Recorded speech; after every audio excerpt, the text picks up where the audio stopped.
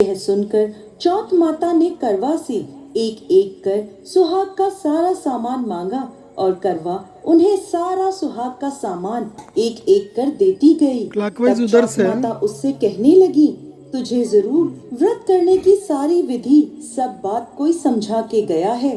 तो करवा कहने लगी, माता मुझे तो हालात ने सब कुछ समझा दिया है, आप बस मेरा सुहाग मुझे वापस लौटा दें।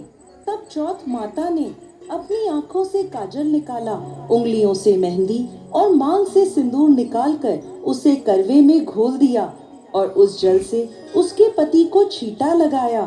छींटा लगते ही उसका पति जीवित हो गया। जाते जाते चौथ माता उसकी झोपड़ी पर लात मार गई, जिससे उसकी झोपड़ी महल में बदल गई। करवा के सब सुख आनंद हो गया।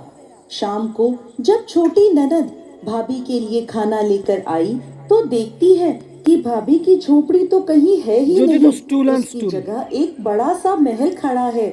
उधर करवा खिड़की में बैठी छोटी ननद नहीं, के आने की प्रतीक्षा तेरे को कर सामान रही रखने थी। के लिए स्टूल होना छोटी क्या? ननद को आता देख करवा दौड़ी सामान दौड़ी रखने के लिए उसके स्टूल पास होना गई क्या? और कहने लगी, देखो बाईसा, आपका भाई जीवित हो गया। घर जाओ और माता जी से कहो कि गाजे बाजे के साथ हमें लेने आए। छोटी ननद दौड़ी दौड़ी माँ के पास गई और कहने लगी, माँ भाई जीवित हो गया।